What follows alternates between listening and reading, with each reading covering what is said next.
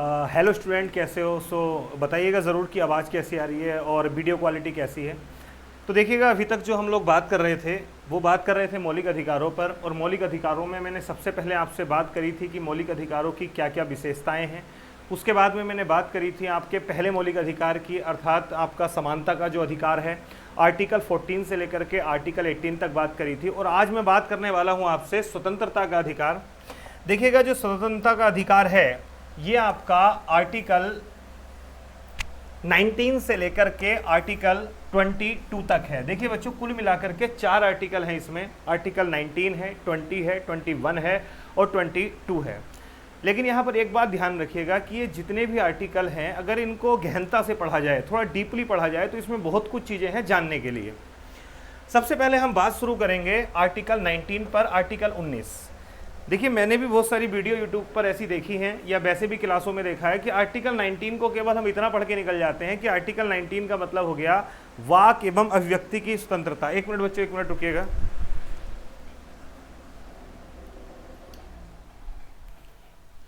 ठीक है, इतना पढ़ करके निकल जाते हैं हम कि वाक एवं अभिव्यक्ति की स्वतंत्रता ये किस में है? आर्टिकल 19 में है।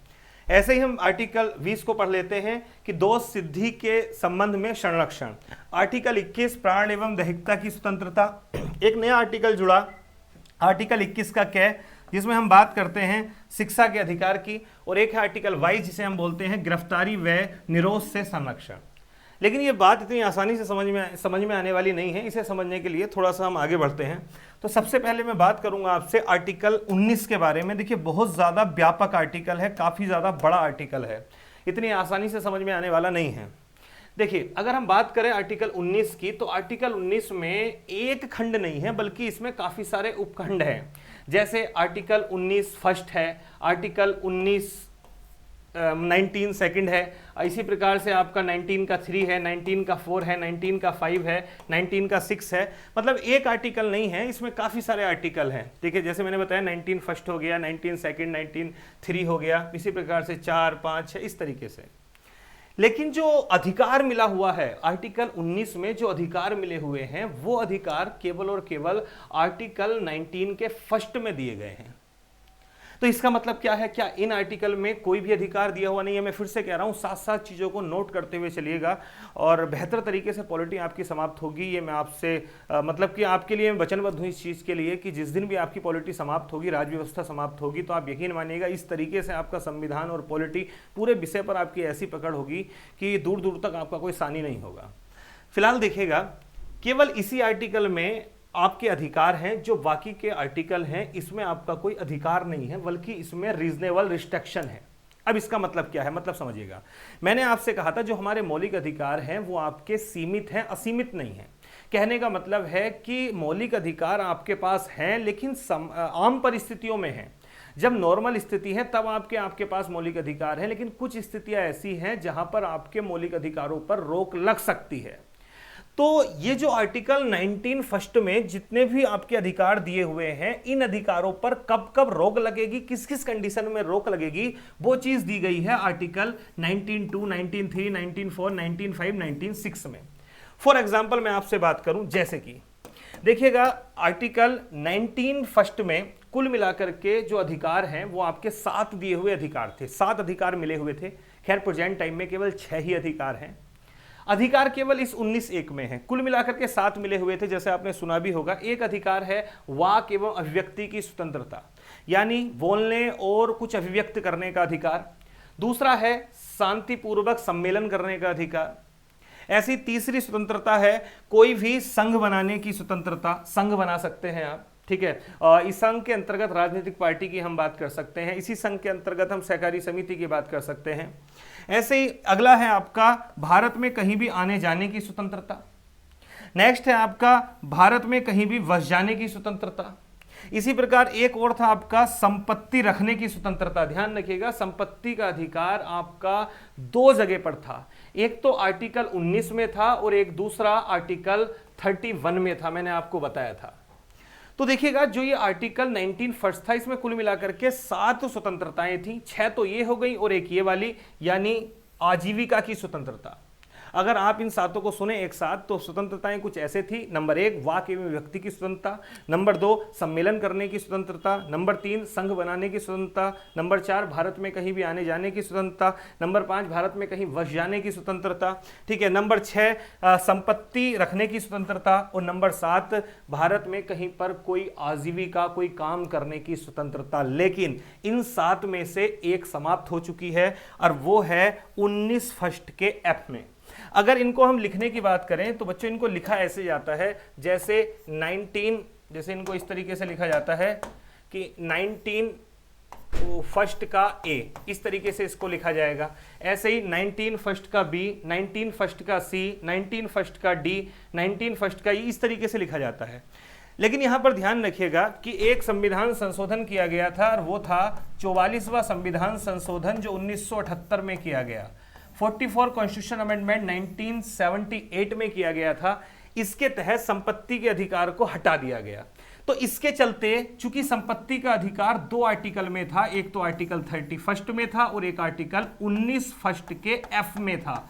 19 फर्स्ट का एफ, ये देख रहे हैं आप, 19 फर्स्ट का एफ, तो इसे भी यहां से हटा दिया गया और फिर इसे कहां भेज दिया गया, आर्टिकल 300 कै में भेज दिया गया। तो जो अब संपत्ति के अधिकार की जो स्वतंत्रता थी जो आर्टिकल 31 में और 19 फर्स्ट के एफ में दी हुई थी, हिंदी में हम बात करें तो 19 फर्स्ट के चे में जो दी हुई थी, ये स्वतंत्रता अब हमारे पास नहीं है। ये स्वतंत्रता कहां चली गई है, आर्टिकल 300 कै में चली गई है। तो अभी इसको तो हम काट देते हैं, ये वाला अधिकार हमारे पास नहीं है। कुल मिलाकर के हमारे पास अभी ये वाला तो खत्म हो गया यहाँ से, ये तो अधिकार हमारे पास नहीं है जो संपत्ति का अधिकार था। अब कुल मिलाकर के कितने बचे हुए हैं हमारे पास, वो हैं इस तरीके से 6, और वो 6 कौन कौन से हैं वो आप ये जान रहे हैं। एक है वाक एवं व्यक्ति की स्वतंत्रता, दूसरा है कहीं पर भी सम्मेलन करने की स्वतंत्रता, तीसरा है संघ बनाने की स्वतंत्रता, चौथा है भारत में कहीं आने जाने की स्वतंत्रता, अगला है भारत में कहीं वश जाने की स्वतंत्रता। एफ वाला खत्म हो गया, जी में है भारत में कहीं कोई आजीविका करने की स्वतंत्रता। अब ये तो हमारी स्वतंत्रताएं जो हैं वो आर्टिकल 19 के फर्स्ट में है, लेकिन 19 2 में, 3 में, 4 में, 5 में, इसमें क्या है, इस बात को समझिएगा, इसमें है रीजनेबल रिस्ट्रिक्शन। यानी जैसे जैसे समझिएगा, मैंने कहा कि 19 फर्स्ट के ए में वाक एवं अभिव्यक्ति की स्वतंत्रता है, लेकिन क्या आप कुछ ऐसा बोल सकते हैं जिससे देश की एकता खत्म हो जाए, देश की अखंडता खत्म हो जाए, देश की संप्रभुता खत्म हो जाए, या मैं कहूं हमारे किसी देश के साथ संबंध खराब हो जाए, या मैं कहूं कि लॉ एंड ऑर्डर खराब हो जाए? ऐसा कुछ बोल सकते हैं? नहीं बोल सकते हैं। तो किन किन आधारों पर आपका ये वाला अधिकार नहीं रहेगा, ये सब चीजें किसमें दी गई हैं, ये चीजें, ये वाला अधिकार किन किन मामलों में आपका नहीं रहेगा, ये चीजें दी गई हैं आर्टिकल 19(2) में। इसी प्रकार से ये जो सम्मेलन करने की स्वतंत्रता है, ये आपको कब नहीं रहेगी, ये बात दी गई है 19(3) में। कब आपको संघ बनाने की स्वतंत्रता नहीं रहेगी, ये बात दी गई है आर्टिकल 19(4) में। कब आपको भारत में कहीं भी आने जाने की स्वतंत्रता आपके पास नहीं रहेगी, ये दिया गया है आपका आर्टिकल 19(5) में। और भारत में कहीं भी वश जाने की स्वतंत्रता आपके पास नहीं रहेगी, यह भी दिया गया है आर्टिकल 19(5) में ही। और आजीविका की स्वतंत्रता आपके पास कब नहीं रहेगी, यह दिया गया है आर्टिकल 19(6) में। तो मैं आपसे कह सकता हूं कि हमारे आर्टिकल 19 में अगर आपको अधिकार मिला हुआ है तो अधिकार के साथ आर्टिकल 19 में ही यह भी बताया गया है कि कब कब आपसे ये अधिकार छीने जा सकते हैं, अर्थात कब कब आप इन अधिकारों का प्रयोग नहीं कर सकते। इस बातों को थोड़ा सा हम डिटेल में देखते हैं, एक एक करके बात करेंगे। सबसे पहले बात करेंगे हम 19 फर्स्ट के ए की, यानी वाक एवं अभिव्यक्ति की स्वतंत्रता। देखिए ये चीज मैं आपको साथ साथ लिखते हुए भी चल सकता था, लेकिन मैं इसलिए नहीं चल रहा हूं क्योंकि इसमें एक तो समय, जो क्लास हमारी 2 घंटे की होती वो हमारी 1 घंटे में हो जाएगी, और आप स्क्रीनशॉट ले सकते हैं और लेने के बाद साथ साथ चीजों को आप नोट भी कर सकते हैं। पहला, 19 फर्स्ट के ए में क्या दी हुई है, एक स्वतंत्रता है, और वो स्वतंत्रता है वाक एवं अभिव्यक्ति की स्वतंत्रता। सिंपल सी बात है, क्योंकि हमारे जितने अधिकार हैं ये अधिकार आपके सीमित है, असीमित नहीं है, यानी इन पे युक्त निर्बंधन लगाया जा सकता है। रीजनेबल रिस्ट्रिक्शन, मतलब ऐसा भी नहीं है कि बिना बात के कोई भी रिस्ट्रिक्शन लगा दिया, नहीं, रीजनेबल रिस्ट्रिक्शन लगाया जा सकता है। तो आर्टिकल 19 फर्स्ट के ए में जो आपका अधिकार है, इस पे युक्त निर्बंधन जो लगाया गया है वो लगाया गया है आर्टिकल 19(2) के तहत। अब पहले अधिकार समझते हैं, फिर किन किन आधारों पर यह आपका अधिकार नहीं रहेगा उसको हम समझेंगे। तो देखिएगा वाक एवं व्यक्ति की स्वतंत्रता का मतलब क्या है। देखिए ये जो वाक एवं व्यक्ति की स्वतंत्रता है, ये बोलकर भी हो सकती है, ये कोई चित्र बनाकर भी हो सकती है, मैं ये कह सकता हूं कि कार्टून बना करके भी हो सकती है। आप कोई कार्टून बनाते हैं तो कार्टून बनाकर भी हो सकती है, फिल्म बना करके भी हो सकती है, आप कोई वीडियो बनाते हैं, कोई ऑडियो बनाते हैं, कुछ भी करते हैं, ये सब जो है वो आपका अभिव्यक्ति की श्रेणी में आता है। मजे की बात तो ये है कि वाक एवं अभिव्यक्ति की जो ये स्वतंत्रता है, इस स्वतंत्रता के कारण से बहुत सारी स्वतंत्रताएं आपको अपने आप ही मिल जाती हैं। जैसे नंबर 1, आपने देखा होगा कि प्रेस वाले कुछ भी छाप देते हैं। कुछ भी का मतलब है जो भी घटना होती है उसको छाप देते हैं। भाई वो ऐसा कैसे कर देते हैं, किसी भी घटना के बारे में वो कैसे लिख देते हैं, इसका मतलब उनको भी ये छापने का अधिकार है, बिल्कुल है। प्रेस वालों को जो ये स्वतंत्रता है कुछ छापने की, ये भी किसके तहत मिली है, इसी 19 के ए के तहत मिली है, यानी वाक एवं अभिव्यक्ति की स्वतंत्रता के तहत ही मिली है।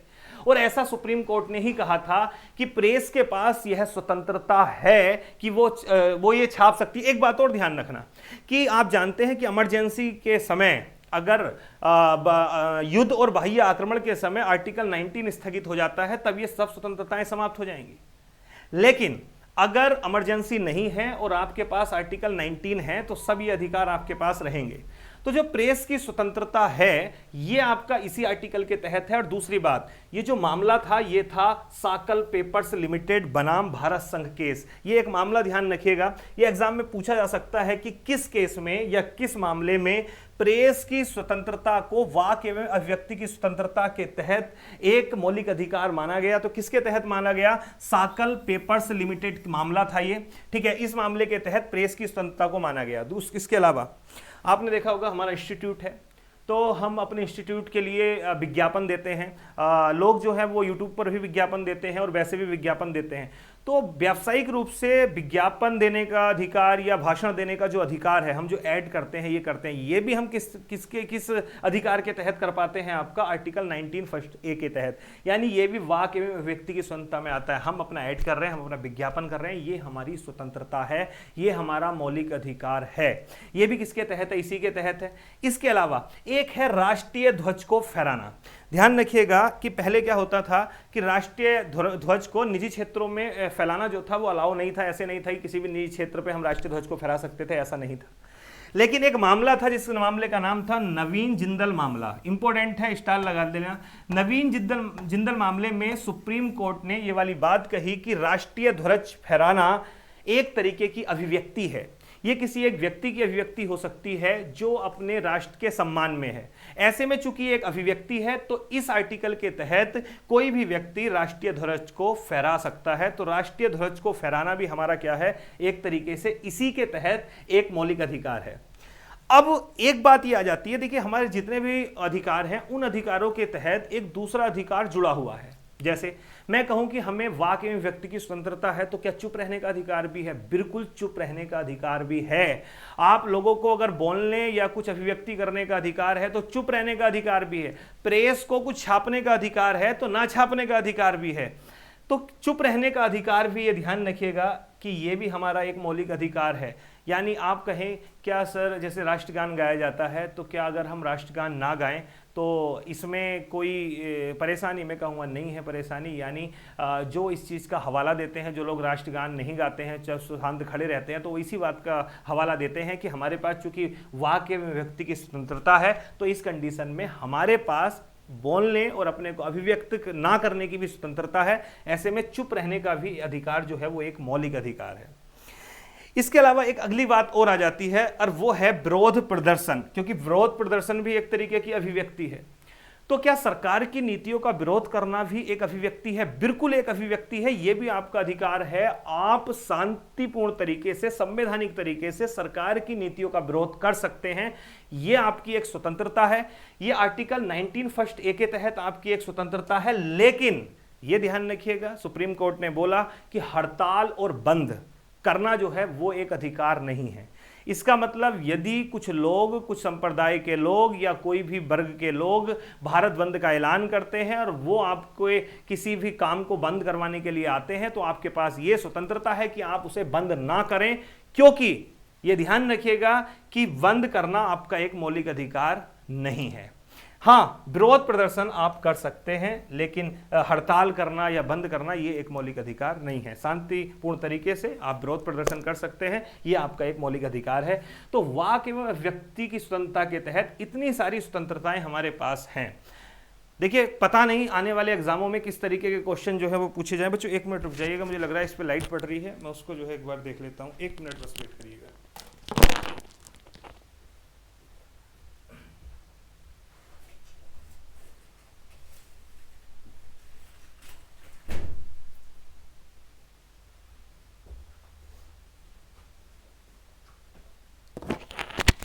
ठीक है, वापस आते हैं हम लोग।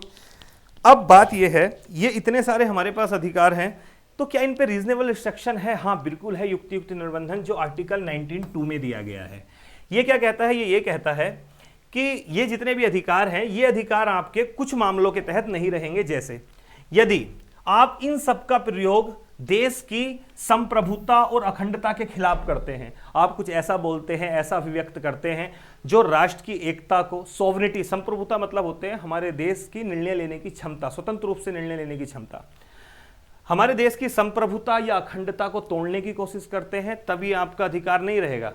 यानी आप कोई ऐसी फिल्म बनाएं जिससे हमारे देश में एकता के बीच में फूट पड़े, तब उस पर रोक लगा दी जाएगी। वो आपका अधिकार नहीं है। आप कोई ऐसा कार्टून बनाएं, आप कोई ऐसा चित्र बनाएं, आप कुछ ऐसा बोलें, तब उस पर रोक लग जाएगी। राज्य की सुरक्षा के खिलाफ हो, या फिर हमारा किसी देश के साथ संबंध है, आप कोई ऐसी फिल्म बना रहे हैं, ऐसा कुछ कार्टून, चित्र या ऐसा कुछ भी आप कर रहे हैं जिससे हमारे किसी विदेशी देश के साथ संबंध खराब होने वाले हैं, तब भी आपका ये अधिकार नहीं रहेगा। लोक व्यवस्था, ऐसा आप कुछ बोल रहे हैं, ऐसा कार्टून बना रहे हैं, ऐसा चित्र बना रहे हैं जिसके कारण से लॉ एंड ऑर्डर फेल हो जा रहे हैं, यानी कि लोक व्यवस्था जो है वो बेकार हो जा रही है, पूरा प्रशासन जो है वो विफल हो जा रहा है, तब इस कंडीशन में भी आपका ये अधिकार आपके पास नहीं रहेगा। न्यायालय की अवमानना, किसी मामले में न्यायालय ने किसी चीज के लिए रोका है और आप ऐसा नहीं मान रहे हैं, उसके बावजूद भी आप कुछ ऐसा कर रहे हैं, तब इस कंडीशन में भी आपका अधिकार नहीं रहेगा। ऐसा आप कुछ बोलते हैं, करते हैं, चित्र बनाते हैं जिससे किसी को मान हानि होती है, तब इस कंडीशन में भी इन अधिकारों पर आपके रोक लग सकती है। और एक है लास्ट आपका अपराधों का उद्दीपन। आप इन अधिकारों का प्रयोग इस प्रकार से करते हैं जिसके कारण से किसी अपराध को बढ़ावा मिलता है, तब भी आपके इस मौलिक अधिकार पर रोक लग सकती है। आपने देखा होगा बहुत सी फिल्म भारत में बनती हैं, वो एक तरीके से क्या है, इसी आर्टिकल के तहत उनका अधिकार है, वो अपनी फीलिंग को बता सकते हैं, अभिव्यक्त कर सकते हैं, लेकिन उन पर रोक लग जाती है। और रोक कहीं ना कहीं इसी आधार पर लग जाती है कि ये देश की अखंडता के लिए खतरनाक है, सांप्रदायिकता बढ़ेगी जिससे लोक व्यवस्था बिगड़ जाएगी, या इससे अपराध बढ़ेगा, ऐसा कुछ होगा, और इन्हीं आधारों पर रोक लग जाती है। तो कुल मिलाकर के ये आर्टिकल 19 फर्स्ट के ए में ये अधिकार हैं, और आर्टिकल 19(2) में ये रीजनेबल रिस्ट्रिक्शन है। अभी तो एक अधिकार हुआ है आर्टिकल 19 का, अब हम चलते हैं आगे। अब है आर्टिकल 19 फर्स्ट का वी। ध्यान रखिएगा, मैंने बताया था ये क्या कहता है, शांतिपूर्ण तरीके से सम्मेलन करने की स्वतंत्रता। यदि हम शांतिपूर्ण तरीके से कोई सम्मेलन करना चाहते हैं तो हम कर सकते हैं, बस थोड़ा सा हमें यह ध्यान रखना होगा कि उस सम्मेलन में कोई हमारी ऐसी प्लानिंग ना हो कि हम हथियार लेकर के बैठें या कोई युद्ध करने की तैयारी हो या कुछ ऐसा नहीं होना चाहिए। शांतिपूर्ण तरीके से हम कोई सम्मेलन करना चाहते हैं तो सम्मेलन कर सकते हैं, लेकिन ये अधिकार भी कुछ मामलों में आपसे छीन लिया जाता है, यानी इस पे भी रीजनेबल रिस्ट्रिक्शन है। और किस आर्टिकल के तहत? आर्टिकल 19(3) के तहत। कौन से मामले? 2 मामले। नंबर 1, यदि आप कोई सम्मेलन करते हैं और उसके कारण से कोई ऐसा विचार लोगों में फैलता है जिससे देश की एकता व अखंडता को खतरा है, देश की संप्रभुता को खतरा है, तब यह सम्मेलन करने का अधिकार आपके पास नहीं रहेगा। या फिर लॉ एंड ऑर्डर फेल हो जाए, आप कोई ऐसा सम्मेलन करना चाहते हैं जिससे कि लगता है कि बहुत भीड़ हो जाएगी, सांप्रदायिक दंगे हो सकते हैं, लोक व्यवस्था बिगड़ सकती है, तब इस कंडीशन में भी आपका यह अधिकार आपसे छीना जा सकता है। यह ध्यान रखिएगा। तो 2 रीजनेबल रिस्ट्रिक्शन है जिससे आपका यह वाला अधिकार आपके पास नहीं रहेगा। इसके बाद नेक्स्ट है आर्टिकल 19 फर्स्ट का सी। इस पे जो रीजनेबल रिस्ट्रिक्शन है वो है आर्टिकल 19(4) के द्वारा। देखिएगा, आर्टिकल 19 फर्स्ट का सी जो है, यानी जो आपको तीसरी स्वतंत्रता देता है, वो देता है संघ एवं संगठन बनाने का अधिकार।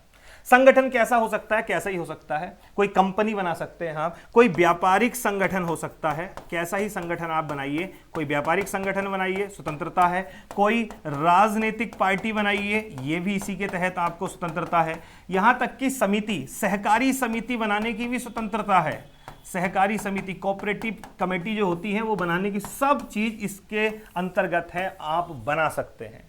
लेकिन इस पे भी रीजनेबल रिस्ट्रिक्शन है।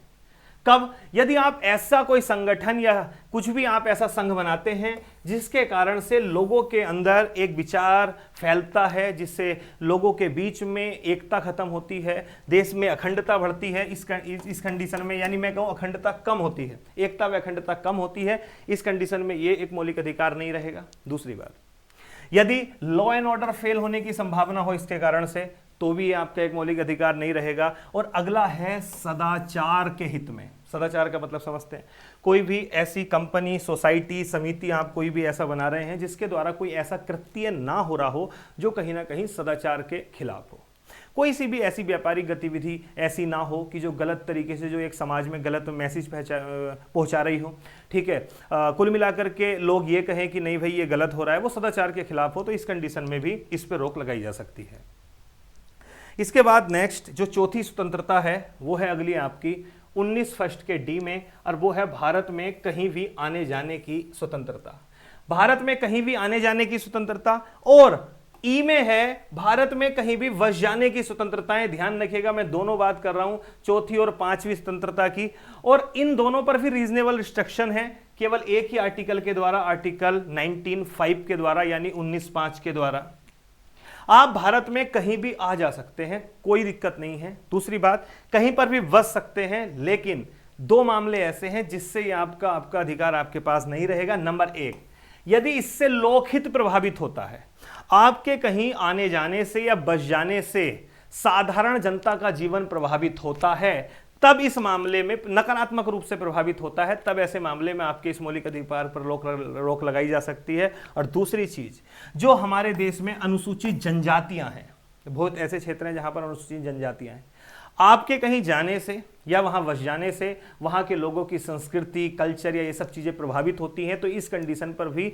आपके इस मौलिक अधिकार पर रोक लगाई जा सकती है। तो आपने देखा होगा क्या कर रखा है, काफी ऐसे क्षेत्र हैं, अनुसूचित जनजाति क्षेत्र हैं जिन पर रोक लगा रखी है, जहां पर आप नहीं जा सकते, और जाएंगे भी तो आप परमिशन के बाद ही वहां पर जा सकते हैं। तो ऐसा इसलिए है क्योंकि जी देखिए, जितने भी रिस्ट्रिक्शन है वो रीजनेबल हैं, वो कहीं ना कहीं वो हमारे देश की भलाई के लिए ही है। जैसे आप कहीं भी जाइए कोई बात नहीं, स्वतंत्रता है, बस जाइए स्वतंत्रता है, लेकिन दो चीजें, एक तो साधारण जो लोग हैं रहने वाले किसी क्षेत्र में, उनका जीवन प्रभावित ना हो नकारात्मक रूप से, और दूसरी बात जो अनुसूचित जनजातियां हैं उनकी संस्कृति, उनका कल्चर, वो सब प्रभावित ना हो, इसलिए कहीं ना कहीं इस पर रोक लगाई जा सकती है।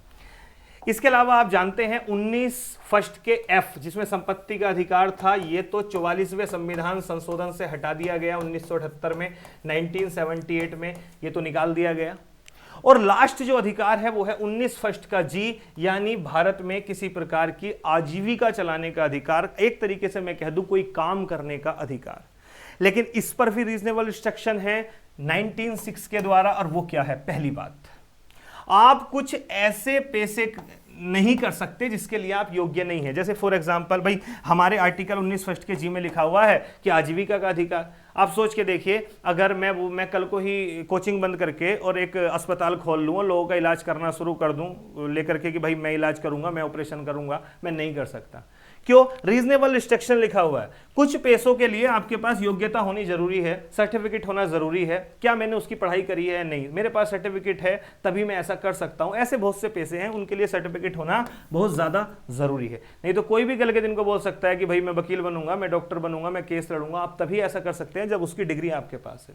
दूसरी बात, एक और रोक लगाई जा सकती है, कुछ व्यवसाय ऐसे होंगे जिन्हें आप नहीं कर सकते, जिन पर राज्य का अधिकार होगा। फॉर एग्जाम्पल मैं ये कहूँ भाई मुझे बड़ी समस्या होती है मेरे घर से यहाँ पर आने में, तो ऐसे में मैं अपने लिए अलग से एक जो है वो ट्रेन मतलब पटरी बिछा रहा हूँ, रेलवे लाइन बिछा रहा हूँ, ठीक है, और वहाँ से मैं उस तरीके से उस पर ट्रेन से आया करूँगा। ऐसा मैं कुछ सोच रहा हूँ, मजाक कर रहा हूँ, हालांकि संभव नहीं है। सोचिए मैं ऐसा कुछ सोच रहा हूँ, तो मैं ऐसा कर सकता हूँ? नहीं कर सकता हूँ। क्यों? क्योंकि अब अधिकार तो है कि भाई हाँ आजीविका का अधिकार है, जैसे सोचिए जो टेम्पू चलाते हैं, रिक्शा चलाते हैं, ये प्लान बना ले कि भाई नहीं हम सब लोग मिलकर क्या करेंगे, ट्रेन चलाएंगे, एक पटरी बनाते हैं उस पर ट्रेन चलाएंगे और जो भाड़ा होगा वो लोगों से लेंगे। वो ऐसा नहीं कर सकते। क्यों नहीं कर सकते? क्योंकि कहा गया है आर्टिकल 19(6) में कि कुछ व्यवसायों पर राज्य का अधिकार होगा, सरकार का अधिकार होगा, आप उनका दावा नहीं कर सकते कि ये काम हमें करना है। उसके अलावा एक चीज और ध्यान रखिएगा, आजीविका का अधिकार आपको है, लेकिन ये आजीविका का जो अधिकार है ये भी आपका सदाचार के खिलाफ नहीं होना चाहिए। मतलब कोई ऐसा काम आप नहीं करें जो सदाचार के विरुद्ध हो। फॉर एग्जाम्पल वेश्यावृत्ति का काम, जो प्रोस्टिट्यूट्स होते हैं वो लीगल नहीं है, वो लीगल काम नहीं है। ऐसे ही जो बहुत से लोग ऐसे होते हैं जो जानवरों के एक तरीके से अंग वगैरह हैं उनको बेचते हैं, तो वो भी लीगल काम नहीं है, भले ही वो उनकी आजीविका हो, लेकिन उसका अधिकार उनको नहीं है। तो कुल मिलाकर के ये आर्टिकल 19 था। और फिलहाल थोड़ी सी आप सांस ले लीजिए, मैं भी पानी पी लेता हूँ, ठीक है। और अगर समझ में आया तो एक बार कमेंट करके ज़रूर बताइए कि आर्टिकल 19 पूरा समझ में आया या नहीं आया, बताइएगा ज़रूर।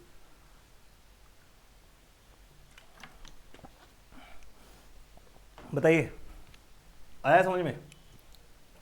सब लोग बताइए।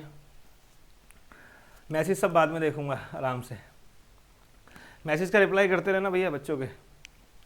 खैर आगे बढ़ते हैं। अब है भाई इसमें आर्टिकल अगला, और वो है हमारा आर्टिकल 20, ठीक है। आर्टिकल 20 है, इंपॉर्टेंट है। क्या है आर्टिकल 20, इसको समझिएगा। आर्टिकल 20 कहता है दो सिद्धि के संबंध में संरक्षण। दो सिद्धि के संबंध में संरक्षण का आप मतलब समझते हैं? नहीं समझते हैं? मैं बताता हूं क्या है, बहुत इंपॉर्टेंट है। क्यों? ये ध्यान रखना, आर्टिकल 20 और 21 आपके ऐसे आर्टिकल हैं जो इमरजेंसी के समय भी आपके निलंबित नहीं होते, मतलब वो हमेशा आपके साथ रहते हैं, आपके पास हमेशा वो रहते हैं। अब क्या है इस बात को समझिएगा, दो सिद्धि के संबंध में संरक्षण। कुल मिलाकर के आर्टिकल 20 में 3 अधिकार आपके पास हैं। एक एक करके बात करते हैं। आर्टिकल 20 के फर्स्ट में, आर्टिकल 20 के 2 में, आर्टिकल 20 के 3 में। सबसे एक पहला है आर्टिकल 20 के फर्स्ट में, वो कहता है कार्योत्तर विधि से संरक्षण। इसका मतलब आप समझते हैं, कार्योत्तर विधि। इसका मतलब यह है कि यदि आपने कोई कृत्य किया है उसके लिए आपको दंड तभी मिलेगा जब वो अपराध की श्रेणी में आता होगा। अगर वो अपराध की श्रेणी में आता है तब तो उसके लिए आपको दंड मिलेगा, अन्यथा उस कृत्य के लिए आपको दंड नहीं मिलेगा। अब यहां पर 2 बातें और आ जाती हैं। मान लीजिए आज मैं कहता हूं भारत में, हालांकि पढ़ाना तो कहीं पर भी गलत नहीं है, लेकिन मैं मान लीजिए, मैं समझाने के लिए कर रहा हूं कि मान लीजिए आज मैं क्लासें पढ़ा रहा हूं, कल के दिन को किसी कारणवश भी ऑनलाइन पढ़ाना एक तरीके से अपराध मान लिया जाए कि नहीं भाई ऑनलाइन नहीं पढ़ाया जाएगा, ये एक तरीके का अपराध है। बच्चे जो हैं वो इसे मोबाइल में देखते हैं, उसके कारण मोबाइल ज़्यादा चलाते हैं, मोबाइल ज़्यादा चलाने से उनके आँख में डिसऑर्डर पैदा हो रहे हैं, डिसीज़ हो रही है विभिन्न प्रकार की, और इसे एक तरीके से अपराध घोषित कर दिया जाए। और कोई व्यक्ति जो ऑनलाइन पढ़ाएगा बोल दिया जाए कि भैया ऑनलाइन पढ़ाने वाले को 2 वर्ष का कारावास हो जाएगा। तो चूंकि ऐसा कानून 2022 में बना, तो क्या मुझे इस आधार पर कारावास हो सकता है कि मैंने 2021 में आपको ऑनलाइन क्लास पढ़ाई थी? नहीं हो सकता। तो ये मेरा कहने का मतलब ये है कि प्रेजेंट टाइम में चूंकि ये एक अपराध की श्रेणी में नहीं आता ऑनलाइन पढ़ाना, इसलिए मुझे इसके लिए कि किसी भी मामले में, 1 मिनट बंद हो गया कैमरा बच्चों, 1 मिनट रुकिएगा, ठीक है। हाँ, तो इसके लिए मुझे जो है वो कारावास में नहीं डाला जा सकता। दूसरी बात, अगर 2022 में कोई ऐसा कानून बन भी जाता है तब भी वो उससे आगे के लिए लागू होगा, यानी वो पूर्ववर्ती रूप से लागू नहीं हो सकता। आज मैं ऐसा कुछ भी कर रहा हूं तो इसके लिए मुझे 2022 में बनने वाले कानून के आधार पर कारावास में नहीं डाला जाएगा। तो यहां पर कहने का मतलब एक और चीज है कि ध्यान रखिएगा, अगर कोई भी कानून बनाया जाता है, कोई भी दांडिक कानून बनाया जाता है, तो वो कानून हमेशा आगे के लिए लागू होगा, कभी भी पहले के लिए लागू नहीं होगा। यहीं पर 1-2 बातें और ध्यान रखिएगा। मान लेते हैं आज मैंने कोई कृत्य किया, और इस कृत्य को मैंने जब किया, कोई सा भी एक कृत्य हम मान लेते हैं, एक एग्जाम्पल मान लेते हैं कि एक कोई भी कृत्य हुआ किसी व्यक्ति के द्वारा जिसमें उसने चोरी करी, और मान लीजिए चोरी के लिए उसने एक बकरी चुरा ली किसी की। बकरी चुराने पर इस समय जो सजा है वो मान लीजिए 6 महीने की कारावास है, लेकिन इसने बकरी चुराई और अभी तक इसकी सजा जो थी वो 6 महीने की थी। लेकिन क्या हुआ, 20 दिन बाद एक संसद ने नया कानून पारित कर दिया और बोल दिया चूंकि भाई बकरी जो है वो एक जानवर है और इसको चुराना एक बहुत बड़ा अपराध है, अब ये सजा 6 महीने की नहीं होगी बल्कि 6 साल की होगी। तो क्या ऐसा व्यक्ति जिसने कृत्य तो कर दिया बकरी चुराने का और उस समय जो अपराध की सजा थी वो आपकी केवल 6 महीने थी। अभी इसे सजा हुई नहीं थी, लेकिन इतने में ही क्या हो गया, आपका इस अपराध की जो सजा थी वो बढ़कर के 6 वर्ष कर दी गई। तो क्या अब इसको 6 वर्ष की सजा मिलेगी? नहीं। जिस समय आपके द्वारा जो कृत्य किया गया है, अगर वो अपराध की श्रेणी में आता है तभी दंड मिलेगा, नहीं आता तो नहीं मिलेगा। और ध्यान रखिएगा, जिस समय आपके द्वारा वो कृत्य किया गया है उस समय उस कृत्य के लिए, उस अपराध के लिए जितना दंड संहिता में लिखा हुआ है उतना ही मिलेगा, भले ही उसके एक दिन बाद उस कृत्य के लिए दंड की सीमा बढ़ा दी गई हो। तो एक बात तो यह ध्यान रखिएगा।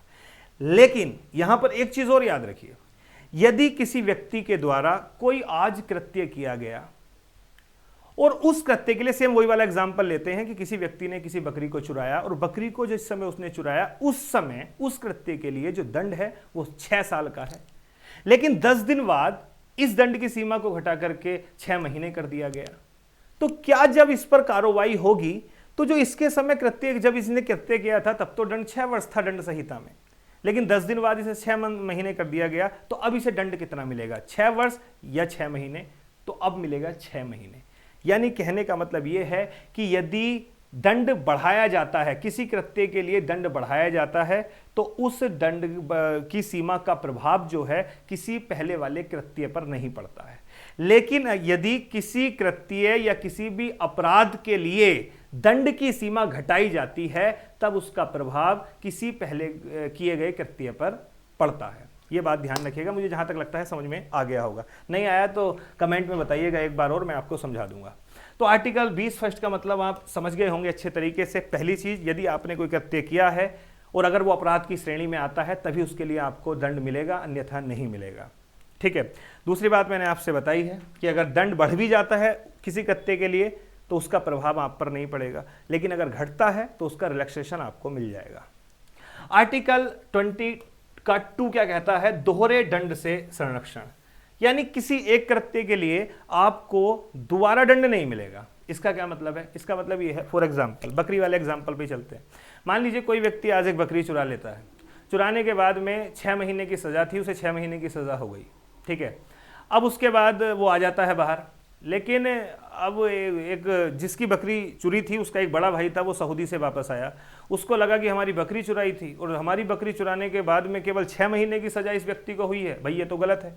और वो दोबारा जाकर के कोर्ट में डालता है, वो कहता है कि ये बकरी मेरी जो है मेरे मतलब कि बच्चे से भी ज़्यादा प्रेमी थी, मतलब प्रिय थी, और इस कंडीशन में इसको 6 महीने से ज़्यादा की सज़ा होनी चाहिए। और वो ऐसे में दोबारा अपील करता है, तो उसकी अपील दोबारा नहीं मानी जाएगी, क्योंकि एक कृत्य के लिए उसे एक बार दंड मिल चुका है, तब उसे दोबारा दंड नहीं मिलेगा। हाँ, ऐसा काम वो दोबारा कर ले, यानी एक बार बकरी चुराई थी, दंड मिल गया, और उसने दोबारा से कोशिश करी या दोबारा से चुरा लिया, तब ये दूसरा कृत्य हो गया, तब दंड मिल सकता है। लेकिन एक कृत्य के लिए दोबारा दंड किसी व्यक्ति को नहीं मिलेगा, ये ध्यान रखिएगा। आर्टिकल 20 का 3 क्या कहता है, आत्मगवाही से संरक्षण। ये बड़ा इंपॉर्टेंट है, मतलब समझते हैं इसका। आपको कभी भी किसी भी व्यक्ति को स्वयं के खिलाफ गवाही देने के लिए प्रेशराइज नहीं किया जाएगा। दबाव पूर्वक पुलिस ये बात कभी भी नहीं कहेगी कि तुम अपना जो अपराध है वो कबूल करो, यानी आपको आपके प्रति गवाही देने के लिए कभी भी बाध्य नहीं किया जाएगा। आप कहेंगे सर हमने तो मूवियाँ देखी हैं, मूवियों में वो पुलिस वाले पीटते हैं, बहुत पीटते हैं कि कबूल कर, तू नहीं मारा है, तू नहीं मारा है। ऐसा वो कबूल भलाई कर ले, लेकिन कोर्ट में इस प्रकार की गवाही मान्य नहीं होती है, ये बात ध्यान रखिएगा। अब आप कहेंगे सर अगर ऐसा नहीं है तो ऐसे में तो हमने एक नाम सुना है जिसे नारकोटिक्स कहा जाता है। नारकोटिक्स, आपने नाम सुना होगा ना, नार्कोटेक्स का नाम सुना होगा आपने। ये नार्को टेस्ट होता है, इसमें क्या करते हैं, वो मेडिसिन दे देते हैं, मेडिसिन से आप कॉन्शियस नहीं रहते। देखिए, अगर आपने कोई अपराध किया है और आप कह रहे हैं नहीं किया, इसका मतलब है आप अपने ब्रेन का यूज कर रहे हैं, आप अपने चेतन दिमाग से ये बात कह रहे हैं कि हाँ आपने नहीं किया लेकिन किया है। आपको एक ऐसी मेडिसिन दे दी जिससे कि आप नशे में चले गए, अनकॉन्शियस हो गए। अब आपसे पूछा जा रहा है, लेकिन आप झूठ बोलने में सक्षम ही नहीं है, क्योंकि आपका दिमाग वर्क ही नहीं कर रहा है, और जो सच है वो आपका बाहर निकल जाएगा। तो क्या जो ये टेस्ट वगैरह होते हैं ये माने जाते हैं कोर्ट में? नहीं, ये माने नहीं जाते। बस ये जितने भी टेस्ट वगैरह हैं ये तो कहीं ना कहीं एक तरीके से मैं ये कह सकता हूँ कि एक दिशा दे देते हैं किसी केस को सोल्व करने के लिए, लेकिन इन सब के तहत जो बयानबाजी होती है, जो गवाही होती है, वो कोर्ट में मान्य नहीं होती है। ऐसे ही बहुत सारी चीज़ें हैं, लाई डिटेक्टर मशीन है जिसमें झूठ पकड़ने वाली मशीन होती है, बहुत सारी चीज़ होती है। काफ़ी बार जब कोई केस नहीं खुलता तो ऐसे में कोर्ट से जो है वो अनुमति लेनी पड़ती है, परमिशन लेनी पड़ती है, परमिशन के बाद ही ऐसा हो पाता है। लेकिन अगर कोई व्यक्ति परमिशन लेने के बाद लाई डिटेक्टर मशीन में या फिर नार्कोटेक्स में वो इस बात के सामने आ जाता है, वो गवाही दे देता है, वो बोल जाता है कि हाँ ये मैंने किया है, तब भी ये ध्यान रखिएगा उसकी गवाही मानी नहीं जाएगी जब तक उससे संबंधित सबूत प्राप्त नहीं होंगे कोर्ट में। तो ये 3 प्रमुख चीजें हैं जो आपको याद रखनी है आर्टिकल 20 के तहत। आर्टिकल 20 के फर्स्ट में कार्यत्तर विधि से संरक्षण, मतलब आप समझ गए होंगे, आपको किसी कार्य के लिए दंड तभी मिलेगा जब वो अपराध की श्रेणी में आता है। नंबर 2 दोहरे दंड से संरक्षण, और नंबर 3 आत्मगवाही से संरक्षण। जहां तक मुझे लगता है आर्टिकल 20 क्लियर हो गया होगा, और अगर क्लियर हो गया तो एक बार जरूर बताइए, ठीक है, कमेंट करके बताइए। और कुछ लोग हो सकते हैं आप में से जो बोर हो गए होंगे, क्यों, कौन पढ़ता है इतना यार, और मैं भी इसलिए पढ़ा रहा हूँ। देखो मैंने भी अगर आपको ऑफलाइन पढ़ाया होगा तो नहीं पढ़ाया होगा इतना, उसका एक रीज़न था, क्योंकि देखिए ऑफलाइन क्लासों में हर तरीके का बच्चा आता है। उसमें कुछ ऐसे बच्चे भी आते हैं जिनका इंटरेस्ट नहीं है, जिनका पॉलिटी में इतना इंटरेस्ट नहीं है, उन्हें तो केवल जानना है यार आर्टिकल 20 में थोड़ा सा क्या है, बस उन्हें पता चल जाए दोष सिद्धि के संबंध में संरक्षण, बाकी वो जानना नहीं चाहते। लेकिन ऑनलाइन में तो मैं पढ़ाऊँगा भाई, जिसे देखना है वो देखो, जिसे नहीं देखना है अपना घर में बैठो, वो उनकी इच्छा है।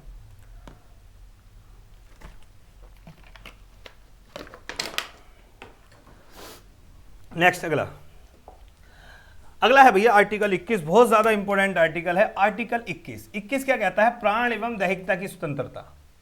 प्राण मतलब जीवन समझते हैं, और दैहिकता का मतलब आपका शरीर, आपका देह, इसकी भी आपको स्वतंत्रता है। आर्टिकल 21 ध्यान रखना, आर्टिकल 20 और आर्टिकल 21 ये ऐसे आर्टिकल हैं जो कभी भी आपके स्थगित नहीं होते, यानी निलंबित नहीं होते, कभी भी निलंबित नहीं होते हैं, आपातकाल के दौरान निलंबित नहीं होते हैं। हालांकि रिस्ट्रिक्शन तो हर जगह है। आर्टिकल 21 क्या कहता है, प्राण एवं दैहिकता की स्वतंत्रता। लेकिन एक चीज बड़ी बात यह है कि जो संविधान में लिखा गया है वो ये लिखा गया है कि ये जो प्राण एवं दैहिकता की स्वतंत्रता है ये विधि द्वारा स्थापित है। इसका मतलब क्या है, इसका मतलब यह है कि संसद, जो हम आपकी संसद है, ये संसद आपको जो अधिकार दे रही है प्राण एवं दैहिकता से जुड़ा हुआ, केवल वही आपके पास है। अब इसको आप इस तरीके से नहीं समझेंगे, इसको थोड़ा एक एग्जाम्पल के द्वारा आप समझना, इस चीज को समझना। प्राण एवं दैहिकता का मतलब यहां से क्या है, प्राण एवं दैहिकता का मतलब केवल इतना है कि भाई इंसान जिंदा रहे।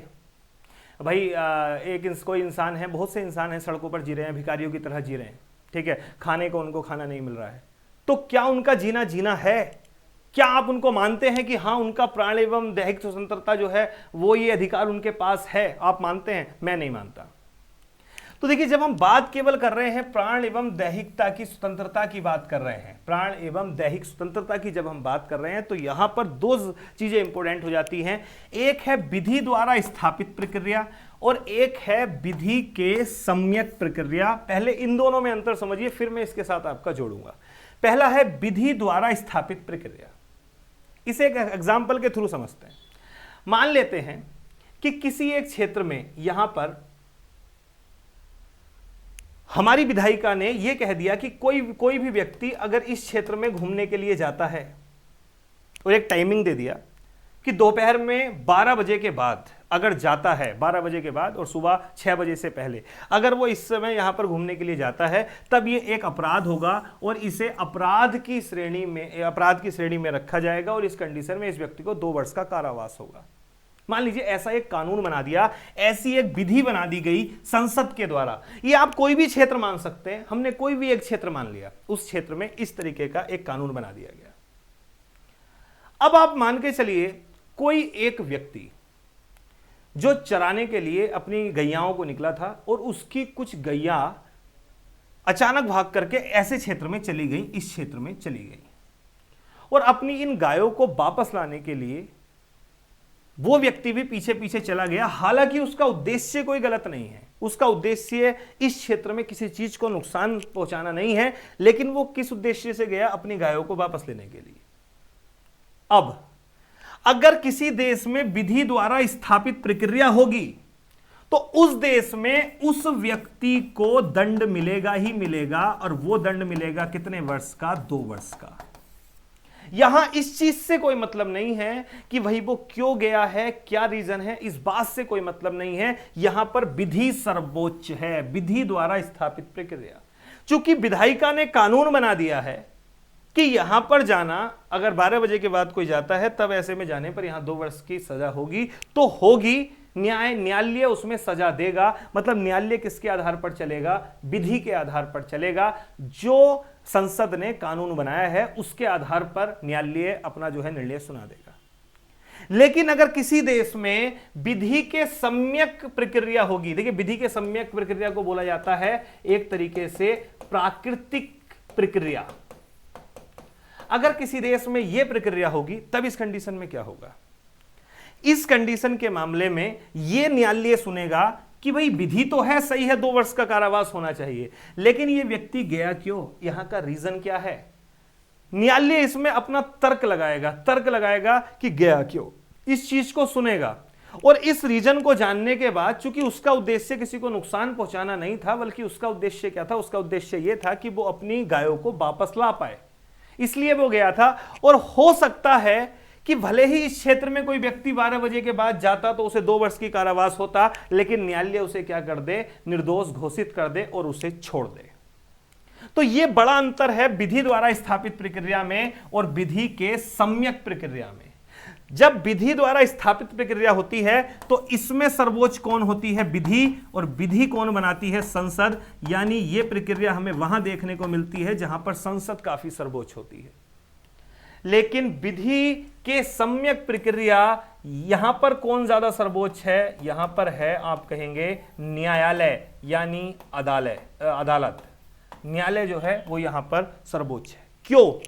क्योंकि विधि में अपराध होने के बाद भी वो अपना तर्क लगा करके व्यक्ति को निर्दोष घोषित कर रहा है।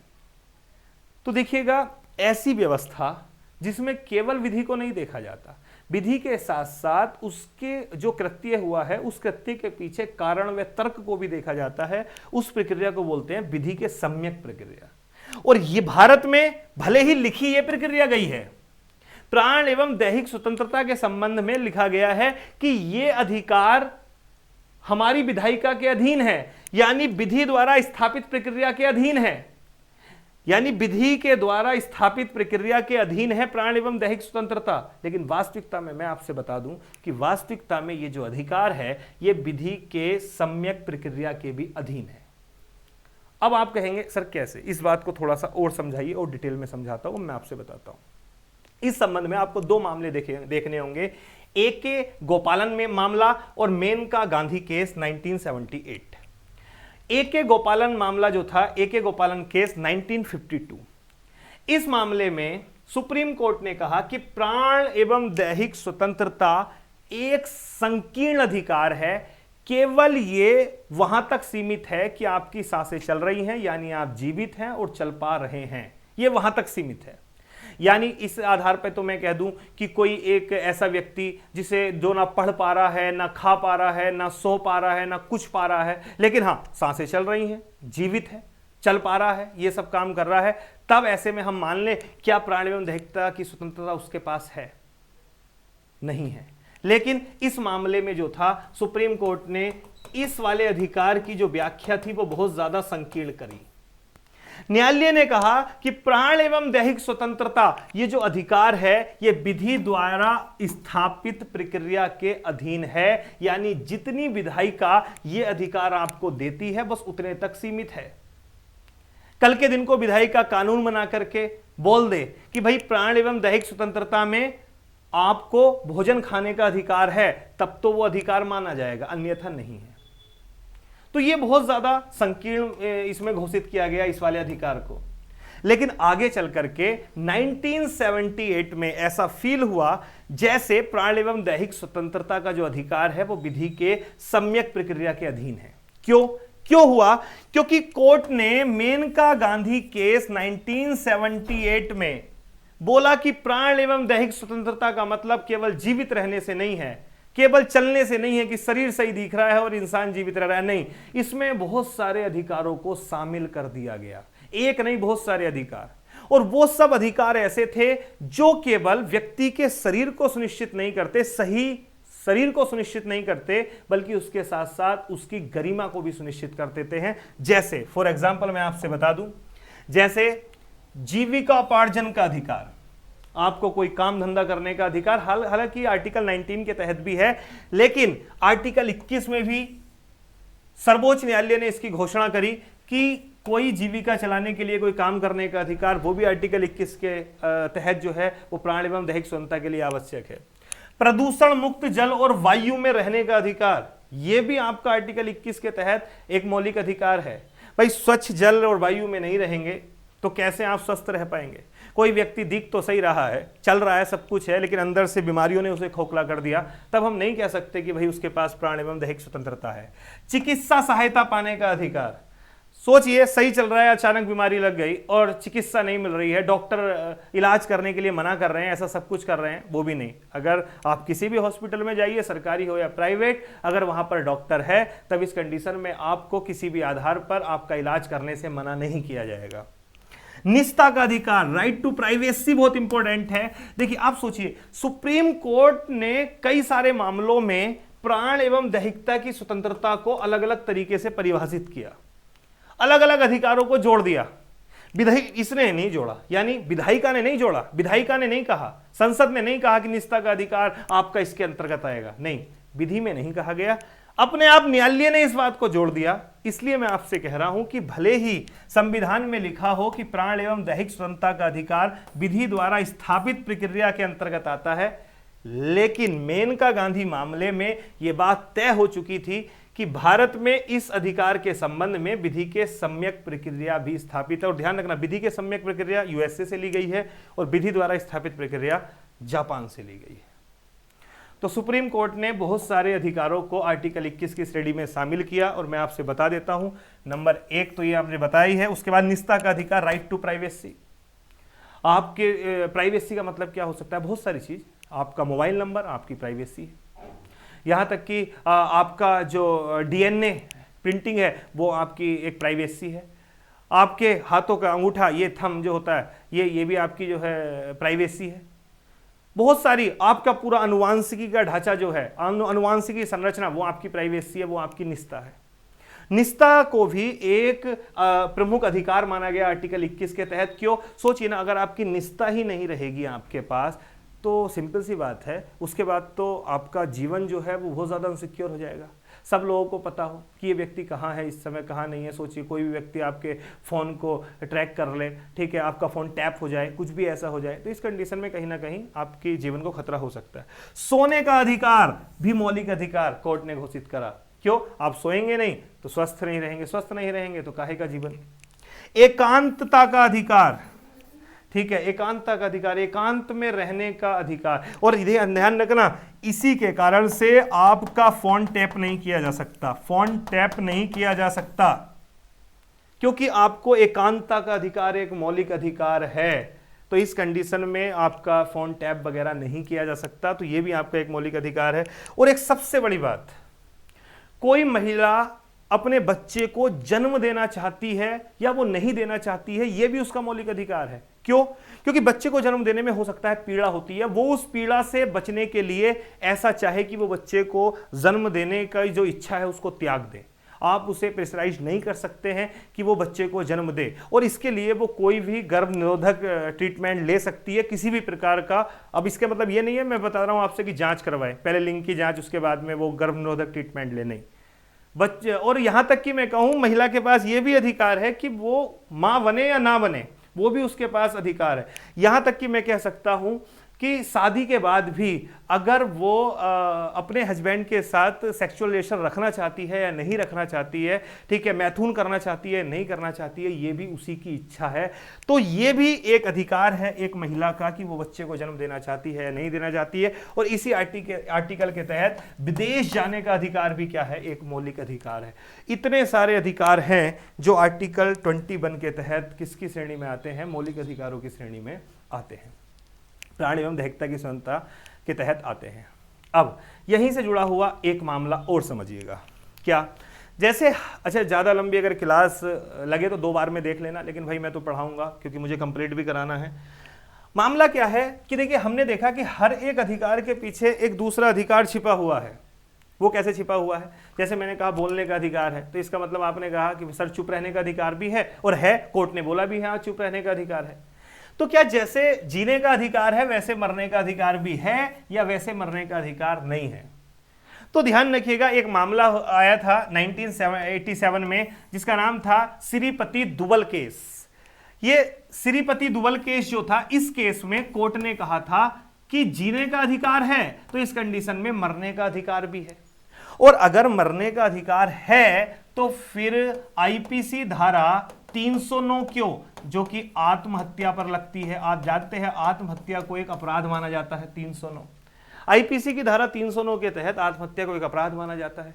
अगर मरने का अधिकार है तो सिंपल सी बात है आत्महत्या करने का अधिकार है, तब इसे एक अपराध क्यों माना जाता है? तो ये जो मामला था श्रीपति दुबल के मामला 1987, इस मामले में ये कह दिया गया कि मरने का अधिकार भी इंसान को है, मरना चाहे तो मर सकता है, आत्महत्या कर सकता है। और ऐसे में आईपीसी की धारा 309 को क्या बताया गया? असंवैधानिक बताया गया कि ये क्या है? असंवैधानिक है। आप सोचिए, ये बताया गया, और ऐसे में तो बड़ा आसान हो जाता है, लेकिन मामले बढ़ने शुरू हो गए आत्महत्या के। मरने का अधिकार मिल गया, ठीक है, जब इसको असंवैधानिक कर दिया गया तो कोई भी आत्महत्या कर ले, कोई प्रॉब्लम ही नहीं होगी, कोई समस्या ही नहीं होगी। तब ऐसे में एक मामला आया 1996 में, ज्ञान कौर मामला, ज्ञान कौर केस। और ज्ञान कौर केस में न्यायालय ने अपनी पुरानी कही गई बात को पूरा बदल दिया और बोल दिया क्या भैया, कि मरने का अधिकार नहीं है, जीवन का अधिकार है। इसका मतलब ये नहीं है कि आपको मरने का अधिकार है, ये नहीं है, यानी मरने का अधिकार नहीं है, और अगर आप ऐसा करते हैं, आत्महत्या करते हैं, तब वो एक अपराध हो जाएगा। और फिर से धारा 309 को क्या कर दिया गया? वैधानिक घोषित कर दिया गया। 2 मामले याद रखिएगा, श्रीपति दुबल मामला 1987, जिसमें क्या माना गया? मरने के अधिकार को भी एक अधिकार माना गया, और धारा 309 को असंवैधानिक घोषित कर दिया गया।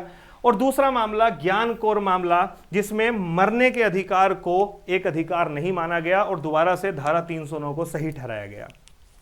अब यहां पर बात आती है कि एक मामला है जिसका नाम है अरुणा सानवाग मामला, इंपॉर्टेंट है। देखिए, ये वो मामला है जिसमें मरने के अधिकार को कुछ हद तक वैधानिक माना गया। अब मरने के अधिकार को, इस बात को समझिएगा, मरने के अधिकार में भी मेनली इच्छा मृत्यु को, इच्छा मृत्यु जिसे क्या बोला जाता है? यूथेनेसिया बोला जाता है, यूथेनेसिया। अब आप खुद सोचिए कि कोई ऐसा व्यक्ति है जो किसी बहुत ज़्यादा गंभीर बीमारी से ग्रस्त है, कोई भी उसके साथ ऐसी ट्रेजेडी हुई है जिसके कारण से वो कोमा में है, बोल नहीं सकता, एक आम मनुष्य का जीवन नहीं जी सकता, ना वो जी रहा है और ना वो मर रहा है। तो यार ऐसे में तो बेहतर है ना कि जिंदा रह करके उसे ज़्यादा पेन हो रहा है, ज़्यादा दर्द हो रहा है, ठीक है, तो ऐसे में बेहतर है कि वो व्यक्ति मर जाए। लेकिन इस मामले में तो मरने का अधिकार रहा ही नहीं। अब ऐसे में एक मामला था अरुणा सानवाग मामला। ये क्या था इसको समझिएगा। अरुणा सानवाग एक्चुअली एक नर्स थी, और कहते हैं कि इनके साथ जो है वो एक रेप अटेम्प्ट हुआ था, ठीक है। रेप होने के बाद ये कोमा में चली गई थी, एक बड़ी ट्रेजेडी हुई थी, और कोमा में जाने के बाद में मशीनों पर जीवित थी। इनसे एक पत्रकार मिली, पत्रकार के मिलने के बाद पत्रकार को लगा कि यार नहीं, हालत बहुत ज़्यादा खराब है और लंबा समय हो चुका है, अरुणा सानवाग को मर जाना चाहिए।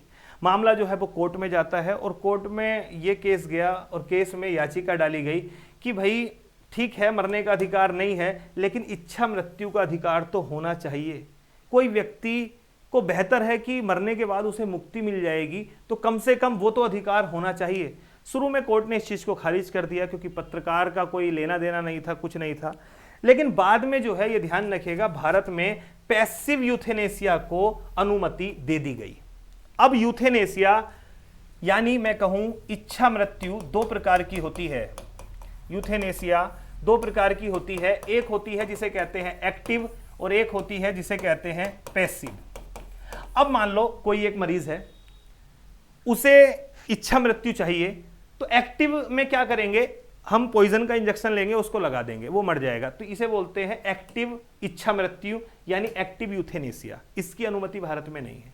यानी कोई भी मरीज अगर वो ऐसा चाहता है, वो बोल नहीं सकता, उसके परिवार वाले ऐसा चाहते हैं, उसके बाद भी उसे एक्टिव यूथेनेसिया की अनुमति नहीं है, यानी इंजेक्शन देकर के उसे नहीं मारा जाएगा। लेकिन पैसिव यूथेनेसिया की अनुमति मिल चुकी है। पैसिव में क्या होता है? अप्रत्यक्ष, यानी जिन मशीनों से उसे रखा गया है, जीवित रखा गया है, हम धीरे धीरे उन मशीनों को हटा देंगे। आईसीयू में है तो आईसीयू की मशीनों को हटा देंगे, धीरे धीरे ऑक्सीजन को हटाएंगे, बाकी सब मशीनों को हटा देंगे धीरे धीरे, और फिर उसके बाद उसको प्रकृति के हाल पे छोड़ देंगे अपने आप। यदि वो मरता है तो ठीक है, और नहीं तो वो जितने समय जीवित रह सकता है उतने दिन रहेगा, उसके बाद उसकी डेथ हो जाएगी। तो इस आधार पर भारत में पैसिव यूथेनेसिया को अनुमति है। लेकिन किसी के घर वाले ये कहते हैं कि हमारा बच्चा जो है वो बहुत परेशान है, या जो भी है ये मरीज है हमारा बहुत परेशान है, इसे एक्टिव यूथेनेसिया दिया जाए, इंजेक्शन दे करके इसको जो है वो मारा जाए। ऐसा नहीं हो सकता। भारत में एक्टिव यूथेनेसिया की अनुमति नहीं है, पैसिव यूथेनेसिया की है। किस तरीके से अनुमति होती है कि या तो मरीज स्वयं इस चीज़ को बताए, और नहीं बता सकता है तो ऐसे में उसके परिवारजन इस चीज़ को लिख करके दें। बहुत सारे है, एक सलाहकार बोर्ड बनता है, डॉक्टर्स होते हैं, बहुत लंबी प्रोसेस है इसकी। खैर, मुझे जहां तक लगता है आर्टिकल 21 आपका पूरा क्लियर हो गया होगा। थके तो नहीं भैया? अब है आर्टिकल 21 क्या? अगर थक गए हो तो मुझे बताइएगा, और नहीं तो मैं फिर से कह रहा हूं कि वीडियो को 2 बार में क्लियर कर लेना, मैं तो इसको पूरा पढ़ाऊंगा ही पढ़ाऊंगा। आर्टिकल 21 क्या? आर्टिकल 21 कहता है शिक्षा का अधिकार। ठीक है, देखिए शिक्षा का अधिकार एक मौलिक अधिकार बनाया गया, और मेनली किस मामले से? ये था मोहनी जैन मामला। मोहनी जैन मामला इंपॉर्टेंट है। मोहनी जैन मामले के बाद में ही, ये ध्यान रखिएगा, एक संविधान संशोधन किया गया, और वो था 86वां संविधान संशोधन 2002 में। इस संशोधन के तहत शिक्षा के अधिकार को एक मौलिक अधिकार बना दिया गया आर्टिकल 21 क्या में। और इसके तहत क्या कहा गया कि 6 से 14 वर्ष तक के बच्चों के लिए निःशुल्क शिक्षा अनिवार्य कर दी गई। ध्यान रखना, ये तो एक संशोधन है। इसके बाद में एक राइट टू एजुकेशन लाया गया, जिसे बोला जाता है आरटीई एक्ट। आरटीई एक्ट लाया गया, यानी शिक्षा का अधिकार अधिनियम, शिक्षा का अधिकार अधिनियम लाया गया 2009 में। अधिनियम लाया गया 2009 में, और इस अधिनियम को लागू कब किया गया? 1 अप्रैल 2010 में इसे लागू किया गया। बहुत ज्यादा इंपॉर्टेंट है, स्टार लगा लेना। यह आपसे पूछा जा सकता है। पहली चीज, शिक्षा का अधिकार आपके संविधान में कहां डाला गया? आर्टिकल 21 क्या में। कब डाला गया? 2002 में। कौन सा संविधान संशोधन किया गया? 86वां संविधान संशोधन, जिसके तहत एक मौलिक अधिकार बना दिया गया।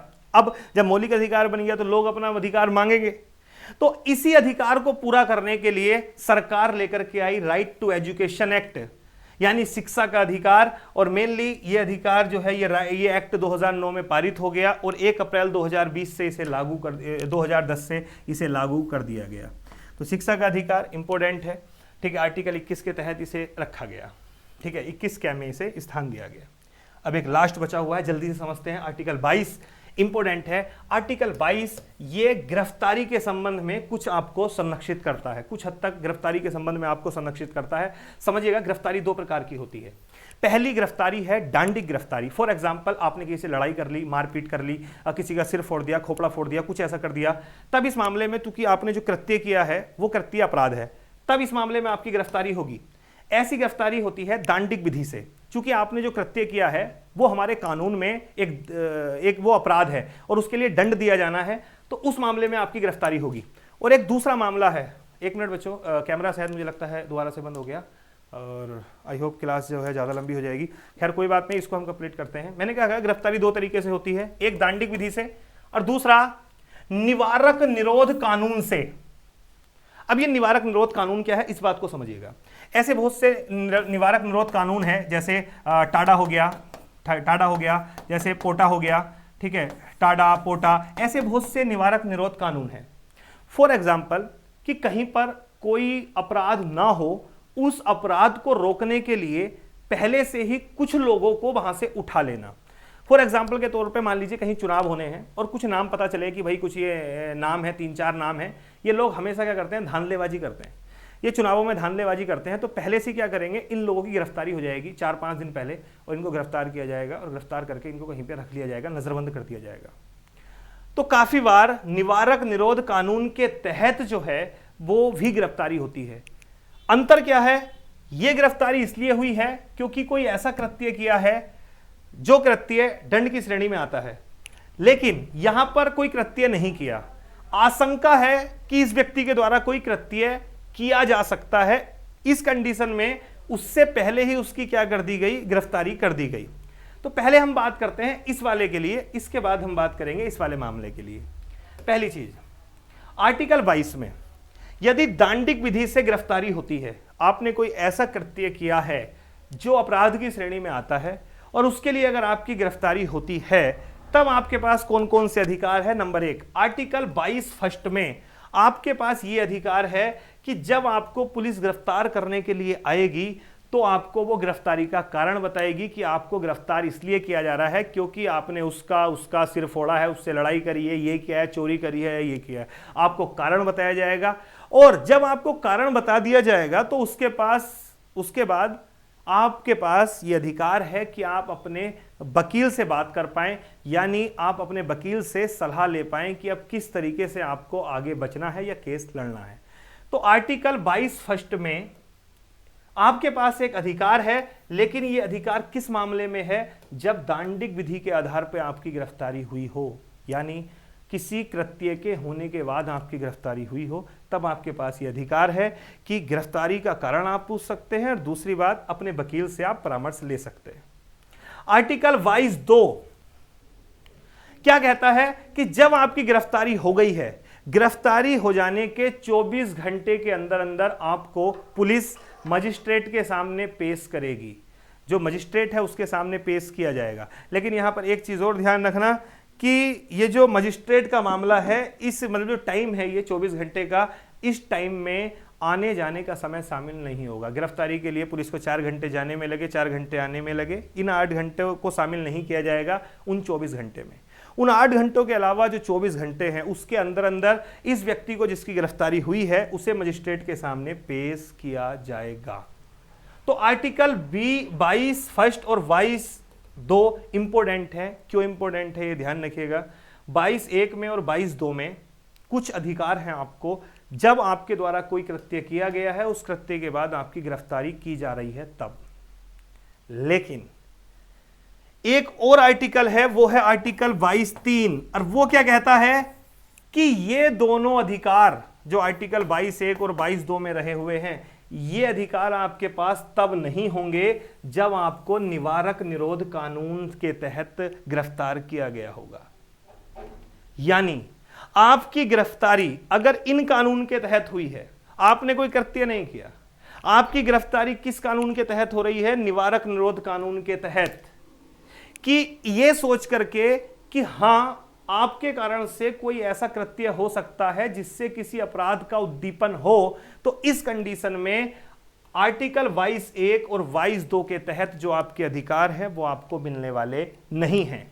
यानी इसके तहत आपको गिरफ्तार किया जाएगा तो आपको गिरफ्तारी का कारण नहीं बताया जाएगा और आप वकील से सलाह नहीं कर सकते और 24 घंटे के अंदर आपको मजिस्ट्रेट के सामने पेश भी नहीं किया जाएगा। कोई मतलब नहीं है। अगर गिरफ्तारी इस तरीके से होगी तो कोई अधिकार नहीं मिलेगा, लेकिन अगर गिरफ्तारी इस आधार पर होगी तब आपको ये अधिकार मिल जाएंगे।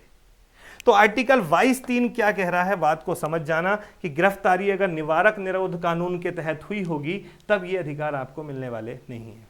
अब आप कहेंगे सर अगर ऐसा है तो ये तो पुलिस की तानाशाही है, पुलिस हर व्यक्ति को इस आधार पर क्यों करेगी गिरफ्तार, वो इस आधार पर करेगी निवारक निरोध कानून पर। मैं कहूंगा नहीं। क्यों? उसका रीजन है क्योंकि पुलिस के पास एक वैलिड रीजन होना चाहिए कि किसी व्यक्ति की अगर गिरफ्तारी की गई है तो वो क्यों की गई और किस कानून के तहत की गई, कौन सा निवारक निरोध कानून था जिसके तहत की गई। दूसरी बात, इसमें भी एक सीमा है, इसमें भी एक सीमा है और ये सीमा पहले जो थी वो कितनी थी, ये 3 माह थी, शायद अब तो इसे 2 ही माह कर दिया गया है। ये 3 माह थी पहले सीमा। इसमें क्या था कि अगर किसी व्यक्ति को नजरबंद किया गया है, उसे गिरफ्तार किया गया है, तब उसे ज्यादा से ज्यादा इतने समय के लिए किया जा सकता है, उससे ज्यादा समय के लिए नहीं किया जा सकता। अगर उससे ज्यादा समय के लिए किया जाना है तब ऐसे व्यक्ति को पहले कोर्ट में पेश किया जाएगा और अगर मजिस्ट्रेट इस बात की अनुमति देता है तभी इस सीमा को आगे बढ़ाया जा सकता है, अन्यथा नहीं। तो कुल मिलाकर के ध्यान रखिएगा, मैंने चारों आर्टिकल आपसे क्लियर करे एक एक करके, article 19, article 20, article 21 and article 22। चारों आर्टिकल कितना आसान है ना। बड़ा आसान है, स्वतंत्रता का अधिकार पढ़ना है, 5 मिनट लगते हैं मुझे स्वतंत्रता का अधिकार पढ़ाने में। अगर मैं ऑफलाइन क्लास में पढ़ाऊँ तो 5 मिनट लगते हैं। लेकिन मैं फिर से कह रहा हूँ, चीज़ों को अगर पढ़ें तो अच्छे से पढ़ें। ऑफलाइन क्लासों में मैं नहीं पढ़ा सकता, क्योंकि हर तबके का बच्चा आता है, हर क्षेत्र का बच्चा आता है, साइंस साइड वाला बच्चा आता है, वो बच्चा आता है जिसने कभी ये चीज़ों को पढ़ा नहीं है, तो वहाँ पे मैं नहीं कर पाता। लेकिन यहाँ पर खास करके वो बच्चे जो पढ़ना चाहते हैं, चीज़ों को समझना चाहते हैं, आने वाले समय में IAS PCS के एग्ज़ाम देना चाहते हैं, तब इस कंडीशन में उनके लिए बहुत बेहतर है। ठीक है, मैं ज़्यादा क्लास का समय नहीं लूँगा, मैं यहीं पर अपने लेक्चर को ख़त्म करता हूँ। नेक्स्ट क्लास हम कल करेंगे। ठीक है, धन्यवाद, जय हिंद, जय भारत।